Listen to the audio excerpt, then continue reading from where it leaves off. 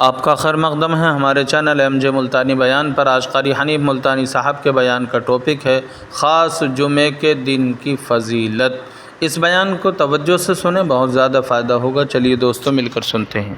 رب کائنات کی قسم، مدنی کریم صلی اللہ تعالی علیہ وسلم نے ایسے ایسے لوگ پیدا کیے۔ آپ کی اپنی سیرت کا کیا کہنا، حضور صلی اللہ علیہ وسلم نے لوگوں کی ایسی سیرت بنائی آج تک دنیا ان کے مقابلے کی پیدا نہ کر سکی۔ جمعے کا دن قیامت کی نشانی ہے۔ قیامت کا دن جس دن قائم ہوگا جمعہ ہی ہوگا۔ آج جمعہ تفریح کا دن ہے، آج جمعہ جوئے کا دن ہے، آج جمعہ شراب پینے کا دن ہے، آج جمعہ کھیل تماشا بے حیائی بدماشی کا دن لوگوں نے بنا لیا۔ ایک ہمارا ماحول ہے، آپ ذرا توجہ فرمائیں۔ جمعے کے دن فلموں میں رش ہے، جمعے کے دن سینما کے ٹکٹ کا رش ہے، جمعے کے دن VCR بہت زیادہ چلتے ہیں، جمعے کے دن ٹیلی ویژن پہ بڑا رش ہوتا ہے، جمعے کے دن بدماشی ہے، جوا ہے، بے حیائی، زیادہ سے زیادہ بے حیائی جمعے کے دن ہوتی ہے۔ حالانکہ حضور کریم صلی اللہ علیہ وسلم نے فرمایا جمعے کے دن ایک گھڑی ایسی آتی ہے جو مانگو وہی ملتا ہے، جس حال میں کچھ کوئی مشغول ہوگا وہی اس کی زندگی کا مستقل ذریعہ بن جائے گا۔ کون سمجھائے تمہیں کس کے اندر طاقت اور جرت ہے کہ قوم کے دھارا پھیر سکے اور قوم کے رخ کو پھیر سکے؟ کون پھیر سکتا ہے؟ اس لیے قرآن کریم نے بار بار للکارا اور فرمایا افلم یہد لہم کم اہلکنا قبلہم من القرون، کرنے والوں، بدماشی کرنے والوں، بے غیرت کمینوں، بعد آؤ۔ جب میرا قہر جوش میں آئے گا پھر ایک دو کو نہیں، پھر بستی کی بستی، ملک کے ملک اجاڑ کے رکھ دوں گا۔ افلم یہد لہم کم اہلکنا قبلہم من القرون،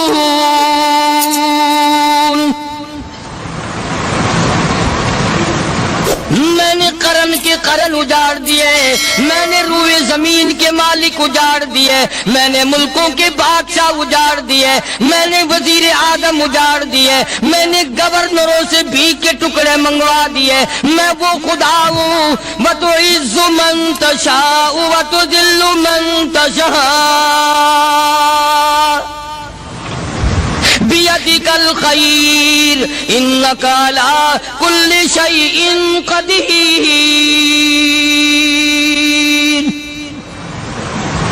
سارا نظام میرے ہاتھ میں ہے۔ تبارک الذی بیدہ الملک، برکتیں میرے پاس ہے، رحمت میرے پاس ہے، خیر میرے پاس ہے، بھلائی میرے پاس ہے، سلامتی کے خزانے میرے پاس ہے، امن کے خزانے میرے پاس ہے۔ وہو علی بیدہ الملک، ملک میں راج میرا، وہو علی کل شیء قدیر، ذرے ذرے پہ قبضہ میرا، پتے پتے پہ قبضہ میرا، پہاڑ کی ایک ایک کنکر پہ قبضہ میرا، سمندر کے قطرے قطرے پہ قبضہ میرا۔ تو ہوتا کون آ کر کرنے والا؟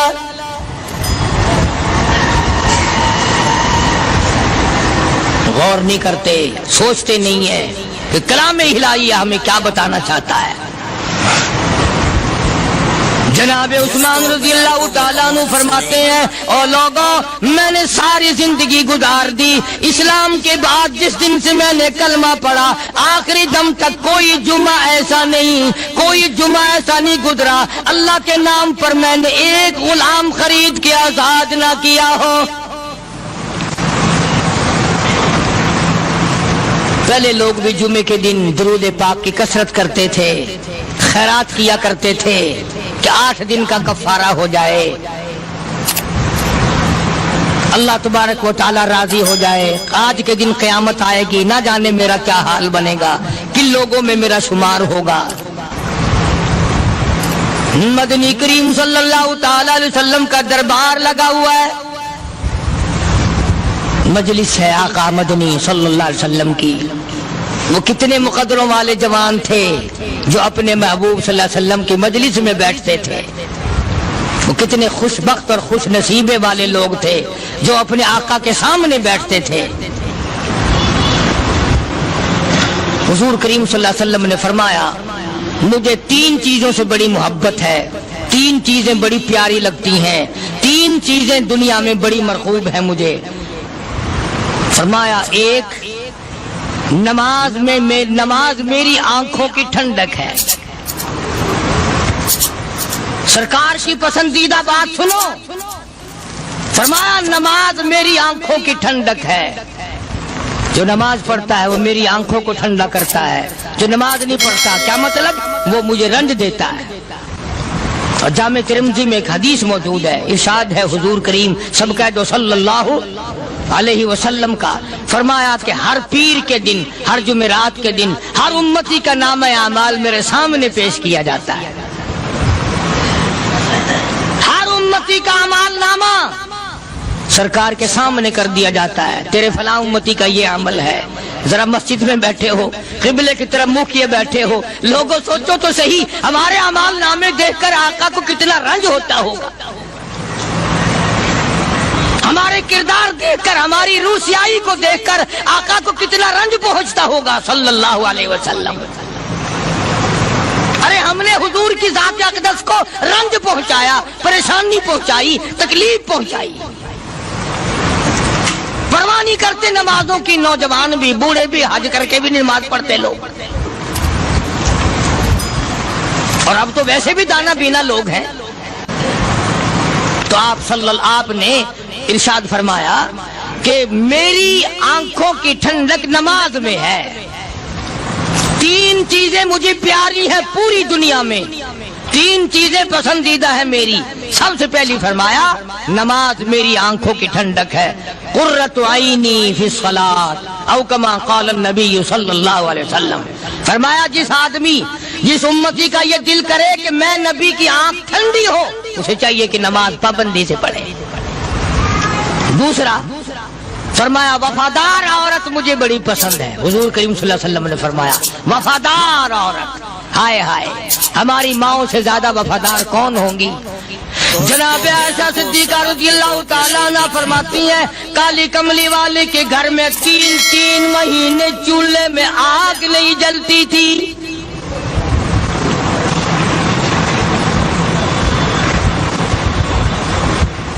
دوسروں کے واسطے ہے سیم و زر و گوہر, اور اپنا یہ حال ہے کہ چولہا ہے بجھا ہوا.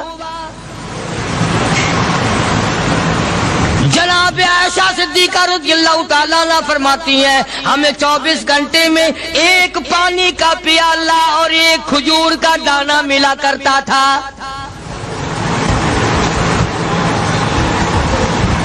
کبھی اپنی ماہوں کی خوراک تو دیکھو, خرچہ تو دیکھو.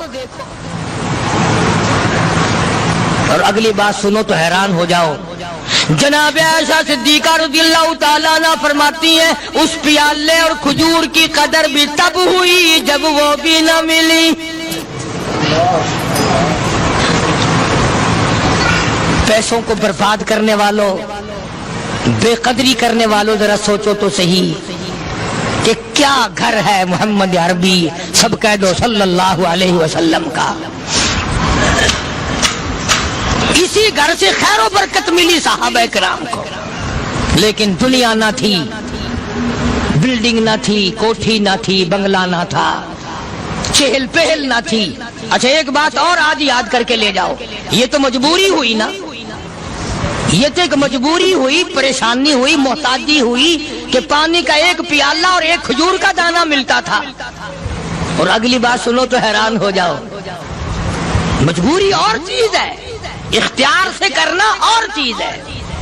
جناب فاروق اعظم رضی اللہ تعالیٰ عنہ کی حکومت ہے. عائشہ صدیقہ رضی اللہ تعالیٰ عنہ سال کا خرچہ 12,000 روپیہ بوری میں بھر کر حضرت عمر نے حضرت عائشہ کے گھر پہنچا دیا. لو تمہارا یہ سال کا خرچہ آ گیا. سال کا خرچہ حضرت عمر رضی اللہ تعالیٰ عنہ نے جناب عائشہ صدیقہ رضی اللہ تعالیٰ عنہ کے پاس بھیجا. اتنا بڑا بورا بھر کر آیا. اللہ غنی، بجائے خوش ہونے کے، بجائے مچلنے کے، بجائے فخر کرنے کے، اپنی خادمہ سے فرمانے لگی، حضرت عائشہ خادمہ سے فرمانے لگی، میں نے تو اپنے محبوب صلی اللہ علیہ وسلم کے پیٹ پہ پتھر دیکھے، میں نے تو کالی کملی والے کو فاقے کرتے دیکھا. خادمہ سے فرمانے لگی، اس بوری کے اور میرے درمیان میں کپڑا لٹکا دے، میری آنکھ دیکھنا گوارا نہیں کرتی، میری آنکھ دیکھنا بھی گوارا نہیں کرتی. اس نے کپڑا لٹکا دیا. اس کے بعد خادمہ سے فرمانے لگی، مدینے میں اعلان کراؤ، جس کو خیرات چاہیے وہ عائشہ کے دروازے سے آ کے لے جائے رضی اللہ تعالیٰ عنہ. سارے مدینے میں اعلان ہوگا، خیرات لینے والے آ جاؤ. شیئر ضرور کرے. ایک اور بات تھی اس وقت میں، ضرورت مند جاتا تھا، یہ نہیں کہ ٹیبک میں ہزاروں روپیہ پڑا ہوا پھر بھی مانگ کے کھانا ہے، جیب میں ہزاروں روپیہ پھر بھی مانگنا ہے، پلے سے نہیں کھانا. کہ جتنے بھیک مانگے ہیں نا بھیک مانگنے والے، 1 کروڑ روپیہ دے دو انشاءاللہ شام کو پھر بھی مانگے گا. اس کے مقدر میں بھیک مانگنا ہے. فرمانے لگی کچھ نہیں ہے. وہ خادمہ کہنے لگی کچھ نہیں ہے. اب وہ خادمہ کہنے لگی کہ اگر 1 ٹکے کا گوشت منگوا لیتی تو تم بھی اپنا روزہ کھول لیتی، گوشت سے میں بھی کھا لیتی. کیا جواب دیا اما عائشہ صدیقہ رضی اللہ تعالی عنہا نے؟ فرمانے لگی، اب تانا دینے سے کیا فائدہ، تو نے اس وقت یاد کیوں نہیں دلایا؟ اس لیے میں نے یہ واقعہ سنا دیا کہ پہلی بار سن کر کے تو آپ لوگوں کے دل میں بھی یہ بات آئی ہے نا کہ جی مجبوری ہے، چوری تو وہ کرنے سے رہی بیچاری، پریشانی جو ہوئی، غربت جو ہوئی، تنگی جو ہوئی، چلو پانی کا پیالے پہ گزر کیا. اور نہیں، یہ حضرات اختیاری بھی فاقہ کرتے تھے. اب 12,000 آیا اور افطار کرنے کے لیے چھچوا رہے، کھجور بھی نہیں. اور ہم تو خدا جانے کب کب تک کا انتظام سوچتے ہیں، پوتے پوتیوں تک کا انتظام جب تک نہ کر لیں اور اولاد در اولاد تک کا انتظام نہ کر دیں، اس وقت تک ہماری تسلی تو ہوتی نہیں. اسی کو مجذوب نے بڑے عجیب طریقے سے سمجھایا، کہتا ہے کہ آنے والی کس سے ٹالی جائے گی، آنے والی کس سے ٹالی جائے گی، اور جان ٹھہری جانے والی جائے گی، روح رگ رگ سے نکالی جائے گی، تجھ پہ ایک دن خاک ڈالی جائے گی. تیرے رشتہ دار عزیز اقربا دھڑا دھڑ مٹی پھینک کے ایسے آئیں گے گویا تجھے پہچانتے بھی نہیں. بڑی بڑی عجیب باتیں کہی مجذوب علیہ رحمت نے. اللہ کی رحمت نازل ہو اس کی قبر مبارک پہ، آمین کا.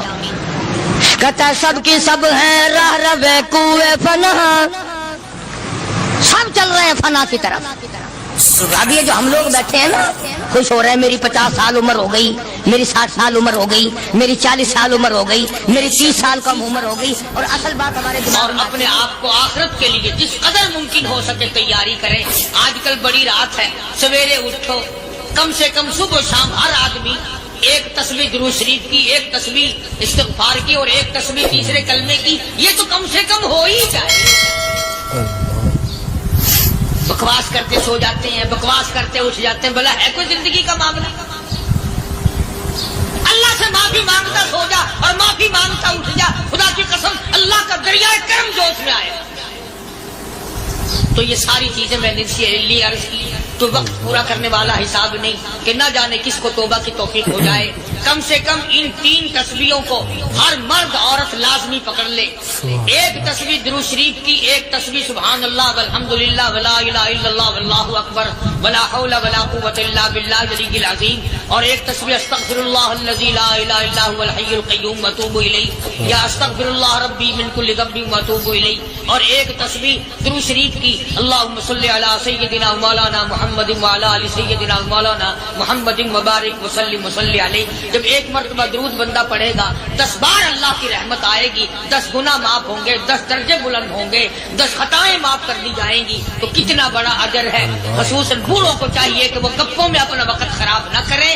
خدا کی قسم قبر میں جانے کے بعد تجھے 1 سانس کی مہلت پر مجھے اس بات کا افسوس ہے کہ آپ لوگ پورا مضمون سننے کی کوشش نہیں کرتے، بلکہ بعض لوگ بالکل اخیر میں سر سے، ایک ہے جمعے کی فضیلت حاصل کرنا، ایک ہے جمعہ پڑھنا، ایک ہے سیرو نہانا، اس میں بڑا فرق ہے۔ ایک ہے سر سے اتارنا اور ایک ہے اس کی فضیلت کا حاصل کرنا۔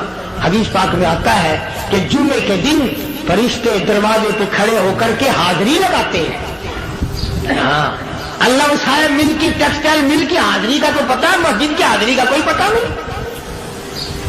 اگر دیر ہو جائے تو وہ گیٹ کیپر واپسی کر سکتا ہے، اگر دیر میں آیا تو یہ فرشتہ نہیں کہتا، لانتی ہوا پیچھے سے۔ بہت مدت کی بات ہے، علامہ یوسف بن نور رحمۃ اللہ علیہ زندہ تھے، میں کراچی تھا، تو حضرت نے مجھے فرمایا کہ جمعہ ہمارے یہاں پڑھا دو اب کے۔ میری والی وہ جمعہ پڑھاتا تھا ان دنوں میں، تو میں جب گیا تو ہم ایک چھوٹے سے دروازے سے داخل ہونے لگے۔ ایک پٹھان کہنے لگا پرلے دروازے سے چلو، میں بھی ادھر سے جاتا ہوں۔ میں نے کہا کیوں؟ کہنے لگا فرشتہ ادھر رجسٹر لیے کھڑا ہے، تم ادھر سے گھس جاؤ گے تمہارا حاضری نہیں لگے گا۔ وہ کہنے لگا فرشتہ بڑے گیٹ پر کھڑا ہے، ادھر چلو۔ تو کم سے کم اس پٹھان کا تو یہ عقیدہ ہے کہ فرشتہ کھڑا ہے، اور تمہارا خیال یہ ہے کہ جمعے کے دن نہ فرشتہ ہے نہ خدا ہے، کوئی بھی نہیں ہے۔ اس لیے سیرت النبی صلی اللہ علیہ وسلم کا عنوان شروع ہوگا، وقتی آؤ پورا مضمون سنو تاکہ لطف آئے، دل و دماغ بنے۔ اور عقیدہ میں نے تمہیں بتا دیا، لا الہ الا اللہ، خدا کے سوا الہ کوئی نہیں، مشکل کشا کوئی نہیں، پیدا کرنے والا کوئی نہیں، فصل میں، دکان میں، کارخانے میں اس کے سوا برکت دینے والا کوئی نہیں۔ اور یہ بات بتائی کس نے؟ محمد الرسول اللہ صلی اللہ علیہ وسلم، ہمارے نبی حضرت محمد الرسول اللہ صلی اللہ علیہ وسلم نے ہمیں یہ بات بتائی، خدا کے بعد خدا کوئی نہیں، مصطفیٰ کے بعد نبی کوئی نہیں، حضور صلی اللہ علیہ وسلم کے بعد کوئی کسی قسم کا جو نبوت کا دعویٰ کرے وہ کافر ہے، دجال ہے، بے ایمان ہے، وہ خنزیر سے بدتر ہے جو میرے آقا کے ختم نبوت کے تاج کو ہاتھ لگائے گا۔ فرمایا لہم قلوب لا یفقہون بہا، اللہ پاک جل شانہ فرماتے ہیں جس کا دل قرآن کریم سمجھنے کا عادی نہیں، لہم قلوب لا یفقہون بہا، جس کا دل قرآن سمجھنے کے لیے تیار نہیں، وَلَهُمْ أَعْيُنٌ لَا يُبْصِرُونَ بِهَا، جس کا کان اللہ کا قرآن سننے کے لیے تیار نہیں، أَمْ لَهُمْ آذَانٌ لَا يَسْمَعُونَ بِهَا، أَمْ لَهُمْ آذَانٌ يَسْمَعُونَ بِهَا، جس کا کان خدا کا قرآن سننے کو تیار نہیں۔ خدائی فیصلہ سنو، اللہ کے قرآن کا فیصلہ سنو، اللہ کے کلام کا فیصلہ سنو، جس کا کان میرا کلام سننے کے لیے تیار نہیں، جس کو میرا قرآن سن کے مزہ نہیں آتا، جس کو میرا کلام سن کے حلاوت نہیں آتی، جس کو میرا کلام سن کے لذت نہیں آتی، جس کی روح تازی نہیں ہوتی، جس کو لطف نہیں آتا، جس کو کیف نہیں آتا، جس کو سرور نہیں آتا، جو میرا قرآن سننے کو تیار نہیں، جو میرا قرآن آنکھوں سے دیکھنے کو تیار نہیں، جو میرا قرآن سننے سمجھنے کے لیے تیار نہیں، آؤ پھر خدائی فیصلہ سنو۔ فرمایا اولئک کالانعام،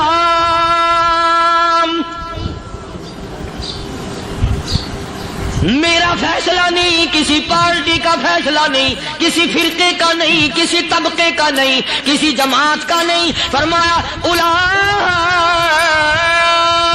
الانعام، پیدا کرنے والا مالک و خالق کہتا ہے مجھے اپنی کبریائی کی قسم یہ سارے جانور ہیں،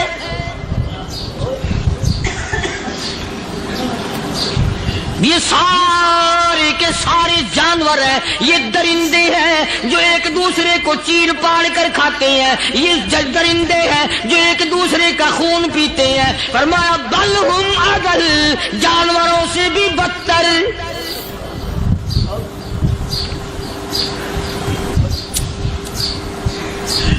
جس کے دل میں قرآن سن کر ترس نہیں، جس دل میں رحم نہیں، اپنے سے کمزور دیکھ کر جس کے دل میں شفقت نہیں، مہربانی کا مادہ نہیں. فرمایا وہ کوئی بندہ وہ تو جانور ہے. اور خدا قسم میں آ گیا فرمایا بل ہم عدل، اس سے بھی بدتر. اللہ والے جو ہیں وہ ان خصلتوں کو دور کراتے ہیں اور وہ آدمی کے مزاج اور دل میں سے ایسی چیزیں نکالتے ہیں جو اس کی بربادی کا ذریعہ بنتا ہے. دل کی بیماریوں کا کسی کو فکر نہیں. بخار ہو جائے آپ چڑھ جائے آپ کو پتہ چل جاتا ہے، نزلہ ہو جائے آپ کو پتہ چل جاتا ہے، کھانسی ہو جائے پتہ چل جاتا ہے. دل کی بیماریوں کا کیا پتہ چلے؟ صحابہ اکرام رضوان اللہ تعالی علیہ مجمعین کی جماعت کے اللہ پاک کے محبوب حضرت محمد الرسول اللہ صلی اللہ تعالی علیہ وسلم نے دلوں کی صفائی کی. پہلے لوگ جھونپڑیوں میں کچے کوٹھوں میں رہتے تھے، نہ اتنی صفائی تھی نہ اتنی ترقی تھی. آج برتنوں کی صفائی دیکھو، کپڑوں کی صفائی دیکھو، مکان کی صفائی دیکھو، رات دن بس اسی دھندے میں لگے ہوئے. سارا دن برتن دھونے سے فرصت نہیں، سارا دن کپڑوں کے بناؤ اور سوار میں فرصت نہیں.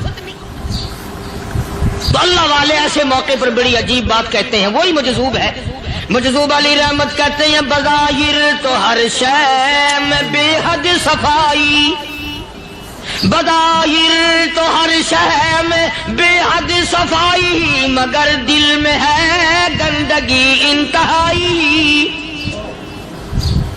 بظاہر تو ہر شے میں چہرے کی صفائی، بدن کی صفائی، نہ جانے کتنی قسم کا صابن ہے، نہ جانے کتنی قسم کے پاؤڈر ہے، نہ جانے کتنی قسم کے شیمپو ہے، نہ جانے کتنی قسم کے کپڑے ہیں، کیا چال ڈھال ہے، کیا نئے نئے ڈیزائن ہے. مجذوب کہتا سب کچھ دیکھ لیا، بظاہر تو ہر شے میں بے حد صفائی، مگر دل میں ہے گندگی انتہائی.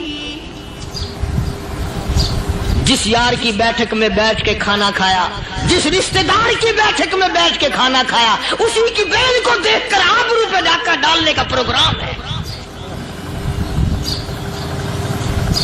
جس دوست کے گھر میں بیٹھ کے کھانا کھایا، اسی دوست کی بیوی کی عزت لوٹنے کا پروگرام ہے. پرانے زمانے میں اب بھی دلی جیسے شہر میں اگر دعوت کی جاتی ہے تو وہاں ایک تشتری میں نمک آتا ہے سب سے پہلے. عرب میں بھی دستور تھا پرانے زمانے میں، اگر کوئی دعوت کرتا، کوئی تقریب کرتا، سب سے پہلے نمک آتا تھا. ایک ایک انگلی ہر شخص نمک چاٹتا تھا. کیا مطلب؟ جس نے نمک چاٹ لیا اب وہ نمک حرامی نہیں بنے گا. اس گھر میں چوری کرنا، اس گھر کی آبرو کا غلط تصور لانا، اس گھر کے مال میں خیانت کرنا وہ حرام سمجھتا تھا جس گھر کا میں نے نمک چکھ لیا. اور مسلمانوں کی بات نہیں، ہندوؤں کی بھی یہ باتیں تھی. مولانا محمد علی صاحب جلندری سب قید رحمت اللہ علیہ فرمایا کرتے تھے کہ ایک سکھ تھا بہت بڑا ڈاکو، مسلمان اور ہندو مل کر اس کو ساتھ ملا کر کے لے گئے کہ یہاں اس گاؤں میں اس پنڈ میں ڈاکہ ڈالے. سفر کر کے گئے، تکلیف اٹھا کے گئے. اس سکھ ڈاکو نے پوچھ لیا کہ یہ کون سا گاؤں ہے کہ یہ فلانا ہے. اچھا سارے کے سارے یہ تلاش کرو، یہ سوچ بچار کرو، اپنے پنڈ کی، اپنے علاقے کی، کسی مسلمان کی، کسی ہندو کی، کسی سکھ کی، کسی چوڑے چمار کی اس گاؤں میں لڑکی تو نہیں؟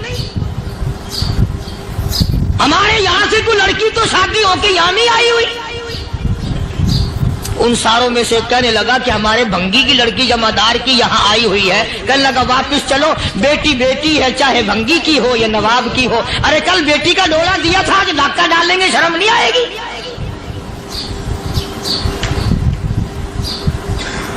آج وہ تصور کہاں چلے گئے اور ہم سب روتے پھرتے ہیں سکون نہیں، سکون نہیں، اطمینان نہیں. ارے اطمینان آئے گا کیسے؟ ہمارے دل بے ایمان ہے، نیتیں خراب ہے، آئے گا کہاں سے؟ صحابہ کرام رضوان اللہ تعالی علیہ مجمعین کی جماعت نے اس قدر اس بات پہ محنت کی اور کوشش کی کہ غلط لقمہ بھی پیٹ کے اندر نہ چلا جائے. چنانچہ میں علی الاعلان کہتا ہوں 1,29,000 صحابہ کرام کالی کملی والے کے دیوانے اور پروانے، حضور کے یار جانثار، حضور کے ساتھ فاقہ کھانے والے، فاقوں مرنے والے، پتھر کھانے والے، اپنے بچوں کے ٹکڑے ہوتے ہوئے دیکھ کر لا الہ الا اللہ محمد الرسول اللہ کی صدا بلند کرنے والے صحابہ کرام کا یہ حال تھا. پیدل سفر کر کے جاتے تھے یہودی عیسائی، شام نکل گئے، فلسطین نکل گئے، ہندوستان آ گئے، 2 سال لگ جاتے تھے. اپنی جوان بیٹیوں کو مسلمانوں کے گھروں میں چھوڑ کے آ جاتے تھے. کبھی نگاہ نبوت نے جن کو رنگ دیا تھا، کبھی کسی صحابی پہ ذرہ برابر الزام نہیں لگا. ان یہودیوں کا، ان عیسائیوں کا یہ عقیدہ تھا کہ محمد صلی اللہ علیہ وسلم کے جو غلام ہیں ان کی نگاہ بھی پاک ہے، ان کے دل بھی پاک ہیں، ان کے ارادے بھی پاک ہیں، ان کے ہاتھ بھی پاک ہیں.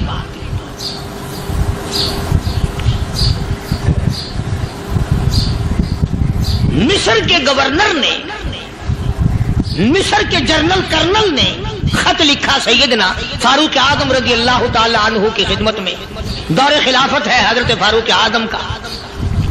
کیا خط لکھا کہ حضور مجھے کافی وقت گزر گیا ہے اور فلاں علاقے میں آپ کے حکم سے ہم نے جانا ہے اور راستہ صرف ایک ہے اور اس راستے میں جال بچھا دیا گیا. اب مجھے مشورہ دیں میں کیا کروں، حکم دیں مجھے. جال کیا بچھا دیا گیا کہ ہمیں پتہ چل گیا ہے عیسائیوں نے پروگرام بنایا، سینکڑوں لڑکیاں تلاش کر کر کے بڑی خوبصورت حسینہ اکٹھی کی ہیں، ان کو گانے بجانے کی ٹریننگ دی ہے، ان کو اچھی اچھی آوازوں والی لڑکیاں ڈھونڈ کے لائے ہیں اور انہوں نے یہ پروگرام بنایا کہ جب مسلمانوں کی فوج اس گلی سے گزرے گی ان کوٹھوں کے اوپر چڑھ کے گانا بجانا کریں گے تاکہ ان کے دل میں بدماشی آئے اور ان کا بیڑا غرق ہو.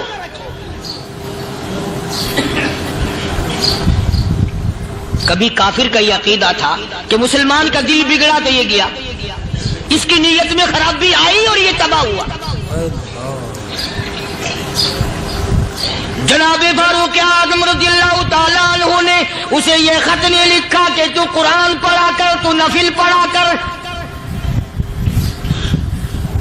امیر المومنین خلیفۃ المسلمین سیدنا فاروق اعظم رضی اللہ تعالیٰ عنہ نے اپنے جنرل کرنل کو خط لکھا کہ اس میں لمبی چوڑی فکر کی کوئی بات نہیں، اس میں کوئی پریشانی والی بات نہیں، کوئی سوچ و بچار والی بات نہیں. سارے تیری فوج میں، تیری کمان میں مسلمان ہیں، سب کو اکٹھا کر لے، ساروں کو اکٹھا کر کے قرآن کریم کے سورت نور کی 2 آیتیں سنا دے.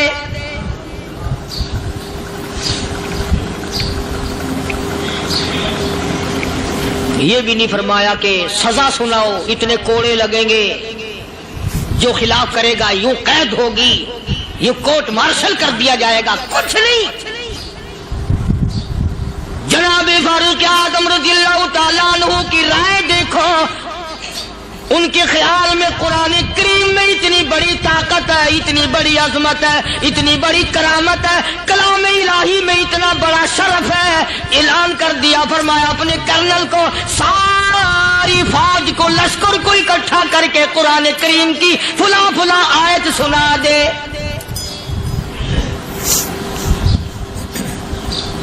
اور اس کے بعد بے دھڑک فوج کو، لشکر کو اسی راستے سے گزار کے لے جا، بے دھڑک لے جا.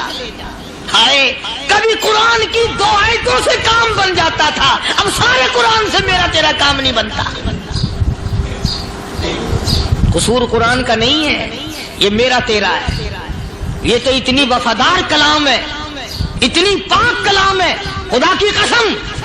ہزاروں رجسٹروں کے گتے، ہزاروں چائے کے ڈبے، ہزاروں مٹھائی کے ڈبے، لاکھوں کروڑوں دوائیوں کے ڈبے گندے نالوں پہ، کوڑیوں پہ، روڑیوں پہ پڑے ہیں. اور جس گتے نے قرآن کے ساتھ یاری لگا لی، خدا کی قسم کوئی آدمی بغیر وضو اس گتے کو بھی ہاتھ نہیں لگا سکتا. ہزاروں نہیں، لاکھوں کپڑے مارکیٹ میں پڑے، پر جس کپڑے نے قرآن سے یاری لگا لی، جو کپڑا جسدان بن کر قرآن پہ چڑھ گیا، لوگ اس کو بھی چومتے ہیں اور چومنا چاہیے. یارو کپڑے نے قرآن سے یاری لگائی تو کپڑا عظمت والا بن گیا، گتے نے یاری لگا لی تو گتا بن گیا۔ ہزاروں قسم کے کاغذات روزانہ ذلیل ہوتے پھرتے ہیں، جس کاغذ پہ قرآن لکھا گیا وہ عظمت پا گیا، جس سیاہی سے قرآن لکھا گیا وہ سیاہی عظمت والی بن گئی۔ ارے اگر مسلمان قرآن کو اپنے اندر پیدا کر لے، اس کی عظمت کو بسا لے، اس کو اپنا لاہ عمل بنا لے، اس کو اپنے سر پہ رکھ لے، تو کیا یہ بندہ قرآن کے ساتھ وفاداری کرے تو قرآن کیا خیال ہے قرآن بے وفائی کر دے گا؟ یقین نہیں، یقین اصل بات اعتقاد کی ہے۔ یقین کا تو یہ عالم بنا ہوا ہے کہ اگر کوئی چوری کا معاملہ ہو جائے اور کسی پر شبہ ہو، اگر اسے کہو کہ قرآن اٹھا دے تو دیر نہیں لگائے گا، اور اگر کہے کہ فلانی خانگاہ کا کنڈا مار دیا کہ یہ کام میں نہیں کرتا۔ خانگاہ کے کنڈے پہ ایمان ہے، قرآن پہ ایمان نہیں۔ اس پر یقین ہے کہ پیر اندھا کر دے گا، اور یہاں یقین نہیں کہ جس خدا نے پیدا کیا اگر میں نے جھوٹا قرآن اٹھایا تو وہ برباد کر دے گا۔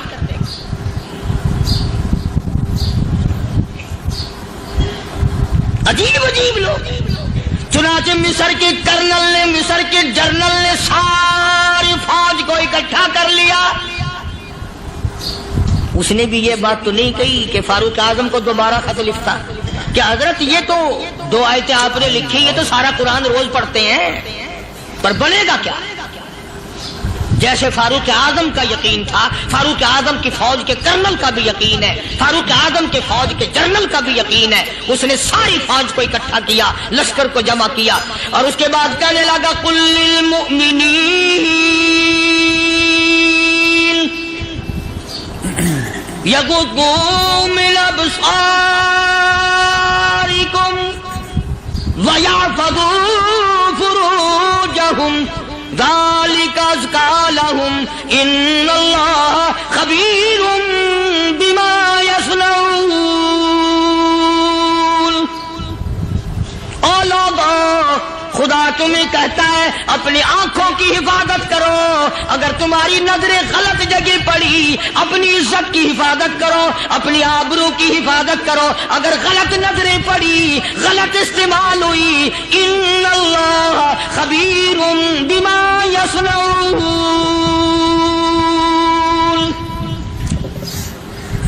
اللہ پاک تمہاری ساتھ ساتھ ہے، وہ ہر چیز کو دیکھتا جائے گا، وہ ہر چیز تمہاری دیکھے گا۔ چنانچہ تاریخ شاہد ہے، ابن حشام نے لکھا ہے، ابن خلدون نے لکھا ہے، اور کئی مورخین نے لکھا ہے کہ جب مسلمان جنرل نے، مسلمان کرنل نے اپنی فوج کو قرآن کی 2 آیتیں سنائی اور اس کے بعد حکم دیا چلو، تمام کا تمام لشکر چل رہا ہے، ادھر ڈھول بجا، دھماکے بجے، گانا شروع ہوا، گانا بجانا شروع ہوا، ساری فوج نکل گئی، سارا لشکر چلا گیا۔ لڑکیوں نے دیکھا کہ یہ تو ختم ہو گئے، نیچے آواز دے کے کہنے لگی اور جانے والوں یہ ساری فوج کئی اندھوں کی فوج تو نہیں؟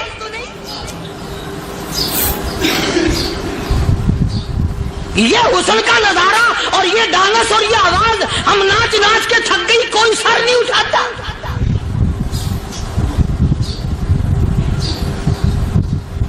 اور آج دیکھ لیں آپ، ہر گھر کے اوپر وہ لگا ہوا ہے ایریل، لعنت کا ایریل لگا ہوا ہے، لعنت کا ایریل۔ حاجیو تم کیا کہتے ہو کہ ہمارے گھر کا اس میں کیا بگڑے گا؟ خدا کی قسم وہ بگڑتا ہے، وہ دیمک لگتی ہے، وہ تباہی پھرتی ہے، تمہیں پتہ بھی نہیں چلتا۔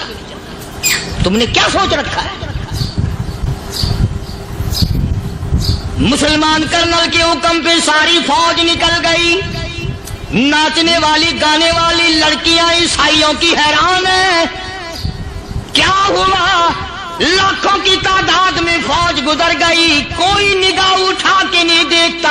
ایک مسلمان سپاہی گزرتا گزرتا نیچی نظریں کیے کیے کہنے لگا سر کیسے اٹھائے، نگاہ کیسے کوئی اٹھائے گا؟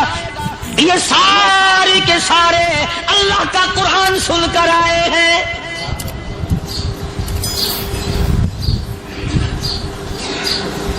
کیسے کوئی نگاہ اٹھائے گا؟ کیسے کوئی سر کو اٹھائے گا؟ یہ سارے کے سارے اللہ کا قرآن سن کر آئے ہیں، ان کا عمل ہوا نا قرآن پہ۔ ان کے عمل کا کتنا بڑا اثر پڑا۔ مورخین نے لکھا، ابن حشام لکھتا ہے عیسائی لڑکیوں نے چھلانگیں لگا دی، کوٹھی سے نیچے آ گئی، کہنے لگی عام مسلمانوں وہ قرآن ہمیں بھی سنا کے جاؤ جس میں اتنی اسپرٹ ہے، اتنی طاقت ہے، جو حسن کے نظارے سے روک دے، جو گانے بجانے سے روک دے۔ یہ تو آدمی کے دل کا سکون ہے، نہ گانا سنتے ہو نہ حسن کا نظارہ کرتے ہو، جاتے والے یوں نہ جاؤ، ہمیں بھی وہ قرآن سنا کے جاؤ۔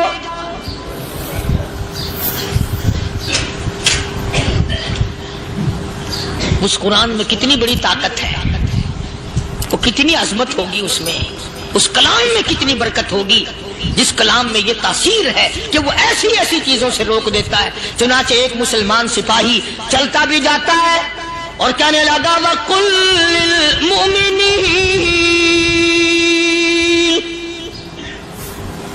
لِلْمُؤْمِنِينَ قرآن کی آیت پڑھ کے سنائی، سینکڑوں نہیں بے شمار لڑکیاں ایک مسلمان کی زبان سے اللہ کا قرآن سن کے کہنے لگی اور جانے والوں چھوڑ کے نہ جاؤ، ہمیں بھی کلمہ پڑھاؤ۔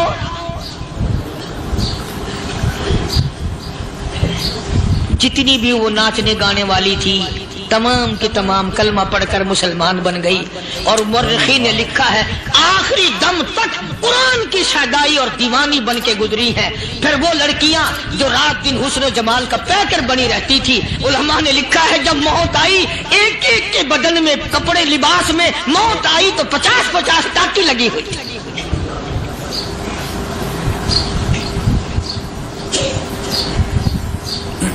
بظاہر تو آج بھی بڑی جھاڑا پنجی ہے، بڑی صفائی ہے، بڑی دوڑ دھوپ ہے۔ اسی کو مجذوب الاعلان کہتا بظاہر تو ہر شے میں بے حد صفائی، مگر دل میں ہے گندگی انتہائی، کبھی اس کے دھوکے میں آنا نہ بھائی، یہ سب ہے رعائی، یہ بس ہے رعائی۔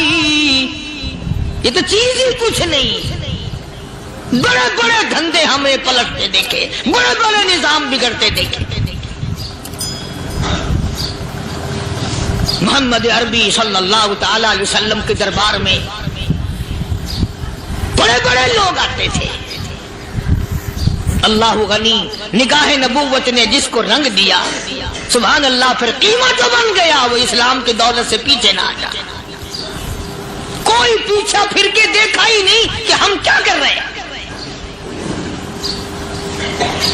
ایک لذت تھی، ایک کیف تھا، ایک سرور تھا صحابہ کرام۔ کہاں سے وہ چیز ہم لائیں، کیسے ہم میں وہ چیز پیدا ہوگی؟ جنگ بدر ہوا، بڑی بہترین بات ہے، توجہ لکھ کے لے جاؤ، انشاءاللہ قبروں میں دعائیں دو گے۔ جنگ بدر ہوا، 70 سے زیادہ کافر پکڑے گئے، مدینے میں پکڑ کے قیدی بنا کر کے لائے گئے۔ تنگ دستی کا زمانہ ہے، 1 سال نہیں ہوا مسلمان گزر کے آئے تھے، مار کھا کے آئے، پریشان ہو کر آئے، دن دولت چھوڑ کر لوٹا کر آئے، ان کے پلے کیا تھا؟ شام کا وقت ہوا، مدنی کریم صلی اللہ تعالی علیہ وسلم نے مسجد کے دروازے میں کھڑے ہو کر اعلان فرما دیا، کون ہے جو میرے مہمانوں کو کھانا کھلائے؟ اور وہ مہمان کوئی شہنشاہ تھے، ہیں بھی کافر، ہیں بھی اسلام کے دشمن، آئے بھی صحابہ کرام کو مارنے، میدان جنگ سے پکڑ کے لائے گئے، جنگی قیدی ہیں۔ اس نبی کی طرف کبھی منہ کیا کر جس نبی کا تو غلام ہے، امتی بڑا پھرتا ہے۔ فرمایا کون ہے جو میرے مہمانوں کو کھانا کھلائے؟ صحابہ کرام میں سے کسی نے 2 پکڑ لیے، کسی نے 1 کو ساتھ لے لیا۔ ایک بنادار سا غریب سا صحابی ہے، اس نے ساتھ لے لیا ایک مہمان اور گھر لے کے گیا۔ بیوی کو کہنے لگا کہ کھانا کتنا ہے؟ کہ بس 1 آدمی جوگا ہے، 1 آدمی کی کافی ہوگا۔ کان میں کہنے لگا اپنی بیوی کے، دستور تھا عرب کا، مہمان اور میزبان اکٹھے کھایا کرتے تھے. اپنی گھر والی کے کان میں کہنے لگا کہ اس کے آگے کھانا رکھ دیں گے مہمان کے, جب یہ کھانا شروع کر دے گا کسی بہانے سے دیوا بجھا دیو, میں یوں ہی منہ کو خالی ہلاتا رہوں گا, یہ کھانا کھا لے گا, پیٹ بھر جائے گا اس کا. چنانچہ کھانا آگے رکھ دیا, جو کچھ بھی تھا اس نے کھانا شروع کیا کہ جی آپ بھی کھائیں, کہ ہاں میں بھی کھا رہا ہوں. بس یوں ہی کھانے میں بھی ہاتھ لگائے, منہ کو بھی ہاتھ لگائے اور منہ کو چلائے بھی برابر. بیوی نے چراغ بجھا دیا. یہ عمل تو صحابی کر رہا ہے اپنے گھر میں. ادھر قرآن کریم نازل ہو گیا محمد کریم صلی اللہ علیہ وسلم کی ذات پہ, فرمایا وَيُؤْثِرُونَ عَلَىٰ أَنفُسِهِمْ وَلَوْ كَانَ بِهِمْ خَصَاصَةٌ وَمَن يُوقَ شُحَّ نَفْسِهِ فَأُولَٰئِكَ هُمُ الْمُفْلِحُونَ. اور میرے محبوب مبارک ہو, تیری امت میں ایسے لوگ بھی ہیں جو اپنا منہ خالی ہلا رہا ہے, بیوی بھوکی بیٹھی ہے, چراغ بجھائے بیٹھی ہے اور اپنے ہاتھ کو خالی چلا رہا ہے, اور میرے بندے کا پیٹ بھر رہا ہے. اور میرے محبوب مجھے اپنی عظمت کی قسم, میں تیری ان دیوانوں پہ جنت واجب کر چکا.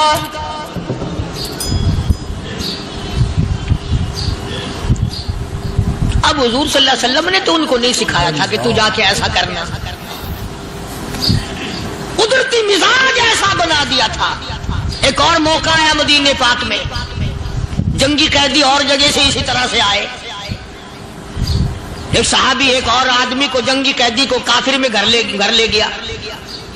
بیوی کہنے لگی کہ ایک ہی آدمی کا کھانا ہے بس, انہوں نے کہا اس کو دے دو. وہ کافر جنگی قیدی کہنے لگا جی آپ بھی کھائیں, کہنے لگا بھی بات ہے صاف, ایک آدمی کا کھانا ہے, تو کھانا کھا, میں درخت کے پتے چبا لیتا ہوں. وہ کہنے لگا میں کھاؤں گا پتے. انہوں نے کہا تو رئیس آدمی ہے مکے کا, میں پرانا غریب ہوں, مجھے پتے چبانے کی عادت ہے, تیرے پیٹ میں درد نہ ہو جائے, میں عادی ہوں پتے چبانے کا. اس نے پتے چبا لیے. کافر مسافر اور مہمان جو تھا جنگی قیدی, اس کو کھانا کھلا دیا. دوسرے دن پھر ایسی نوبت آئی, اس نے کہا آپ بھی میرے ساتھ کھانا کھائیں گے؟ کہ نہیں بھائی تو کھا, میں بچے چبانے کا عادی ہوں. 2 دن تو اس کافر نے کھانا کھا لیا, اور جب تیسرے دن اس کے آگے کھانا آیا, انہوں نے کہا بھائی تو ہی کھا, بس اتنا ہی کھانا ہے, میں تو میاں بیوی ہم تو پتے چبا لیں گے. اور کہنے لگا مدینے والوں تم خود پتے چباتے ہو, دشمنوں کو کھانا کھلاتے ہو, آج میری بھی ایک شرط ہے, پہلے کلمہ پڑھا پھر کھانا کھلا.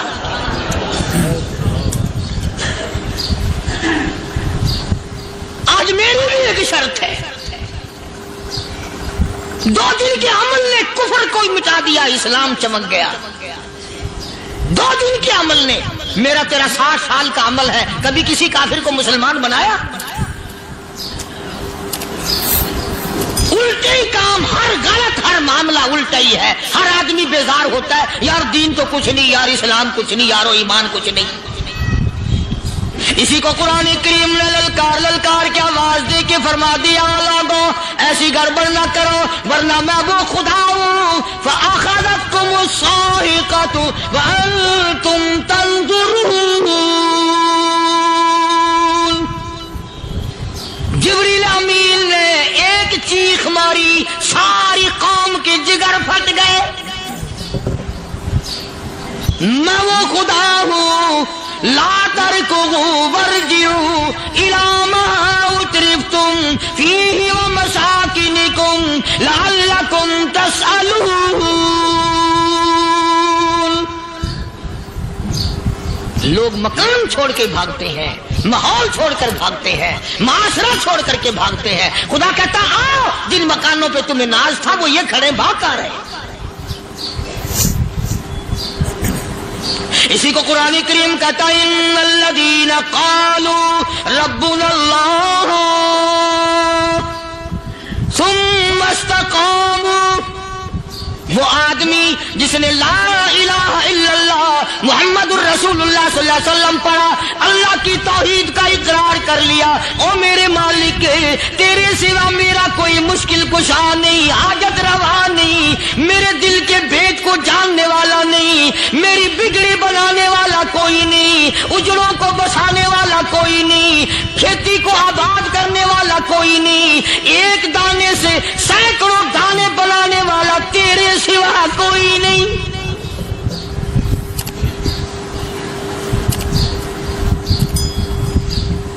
کھیتوں میں جاؤ، کبھی یہ تو سوچو کہ دنیا میں حکومتوں نے کتنے مل لگا رکھے ہیں، چینی کے، شکر کے کتنے مل ہیں، کتنے ڈیپو ہیں، پھر بھی قلت ہو جاتی ہے۔ اور یہ اللہ میاں نے کتنا میٹھا کیلے میں، سنترے میں، مالٹے میں، انگور میں، سیب میں، کبھی یہ بھی سنا کہ اللہ میاں کا شوگر مل فلاں علاقے میں لگا ہوا ہے؟ کبھی یہ تو دیکھو کہ یہ قدرت کاملہ کے سوا اور کون پیدا کر رہا ہے؟ فرمایا جس نے اللہ کی توحید کا اقرار کر لیا، محمد عربی صلی اللہ علیہ وسلم کی ختم نبوت کا اقرار کر لیا، خدا کے بعد خدا کوئی نہیں، مصطفیٰ کے بعد نبی کوئی نہیں۔ پھر قرآن نے شرط لگائی ثم استقاموا، پھر اس پر جمع رہے، ڈٹا رہے، یوں نہیں کہ کبھی ادھر لڑک گیا کبھی ادھر لڑک گیا۔ لوگ تو بدل جاتے ہیں، لوگوں کا کیا ہے؟ پچھلے سال کی بات ہے، یہیں مغرب کی نماز کے بعد گرمی کے موسم میں یہاں بیٹھا ہوا تھا، باہر آگے شہر کے وہ آدمی، وہ کہنے لگے جی ایک کام آئے ہیں۔ میں نے کہا کیا؟ کہ 25,000 روپے چوری ہو گیا ہمارا، بتاؤ ہمیں۔ میں نے کہا بھی مجھے کیا پتا؟ انہوں نے کہا نہیں سارا شہر کہتا ہے کہ قاری نہیں بتا دیتا ہے۔ میں نے کہا اچھا یہ یوں نہیں جانے کا؟ میں نے کہا پھر آدھے لوں گا۔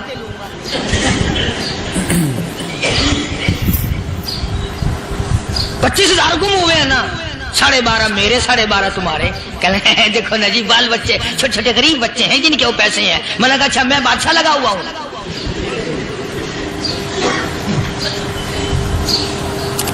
انہوں نے کہا جی سودا مہنگا۔ میں نے کہا پھر کہیں اور چلے جاؤ۔ جتنا میں نے سمجھایا نہیں ماننا کہ اگر ہمیں یوں پتہ چل جائے مولویوں کو، ولیوں کو، تو پھر یہ لاکھوں کروڑوں پولیس والے رکھنے کی ضرورت ہے بھلا؟ اتنی بڑی فوج کا رکھ کر کیا کریں گے ہم؟ اربوں روپیہ فوج کا خرچہ ہے، 2 ولی، ایک ولی کو اس بارڈر پہ بٹھا دیں گے، ایک ولی کو اس بارڈر پہ بٹھا دیں گے، پھر ہم بڑھانا دیں گے اولیاء کرام رجمت۔ ذہنیت ماری گئی، سمجھ نہیں پاتے، دین کے قریب نہیں آتے لوگ، سمجھتے نہیں۔ فرمایا ثم استقاموا تتنزل علیہم الملائکۃ الا تخافوا ولا تحزنوا وابشروا بالجنہ التی کنتم توعدون۔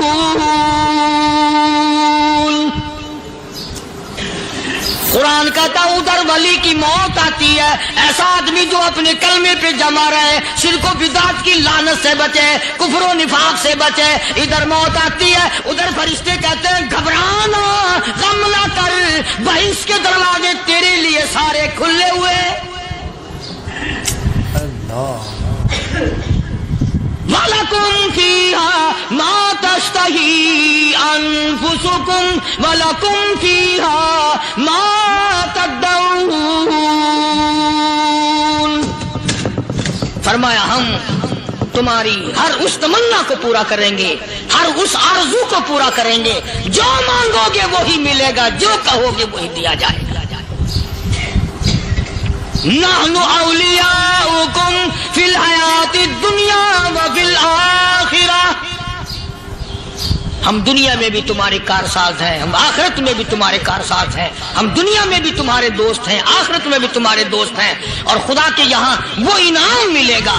اللہ غنی، رائی کے دانے کے برابر نیکی کی ہوگی، جب پہاڑوں کے برابر ثواب ملے گا تو آدمی حیران ہوگا، یا اللہ تیرے جیسا بینک تو کسی کا بھی نہیں۔ رائی کا دانہ لے کر پہاڑ واپس کر دیا، مالک نے نجات کا ذریعہ بنا دیا۔ فرمایا نزلا من غفور رحیم، یہ مہمانی ہے پروردگار عالم کی طرف سے۔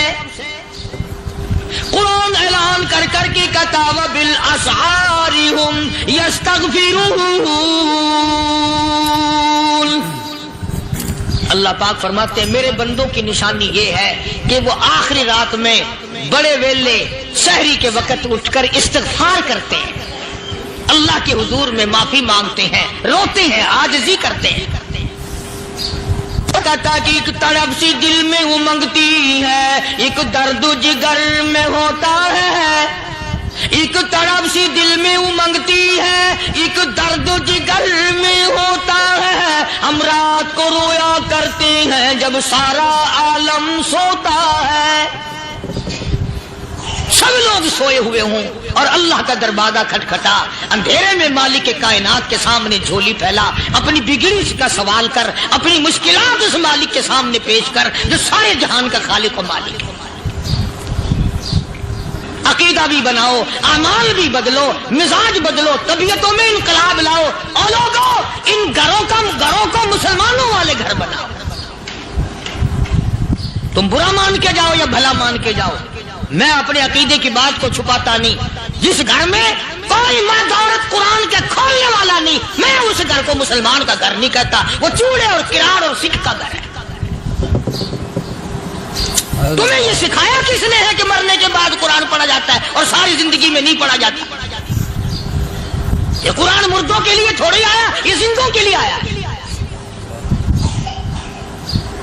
حدیث پاک میں آتا ہے حضور کریم صلی اللہ علیہ وسلم نے فرمایا عیسیٰ علیہ السلام ایک قبرستان سے گزرے، گورستان سے گزرے تو ایک قبر کو دیکھا، وہ نبی ایسا تھا، اس کے معجزات ایسے تھے۔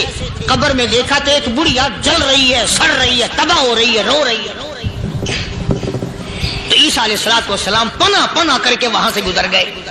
چند دنوں کے بعد جو اسی قبر کے پاس سے گزرے تو عیسیٰ علیہ السلام کو دھیان آیا کہ اس قبر میں ایک بڑھیا بڑی عذاب بھگت رہی تھی، مگر اس دن جو دیکھا وہ تو عیش میں بیٹھی، تخت میں بیٹھی آرام کر رہی ہے۔ سیدنا عیسیٰ علیہ السلام نے اللہ پاک سے سوال کر دیا، الہی مرنے کے بعد تو آدمی کوئی نیکی بھی نہیں کر سکتا، اس نے کیا کر لیا کہ اس کا سارا نظام بدل گیا؟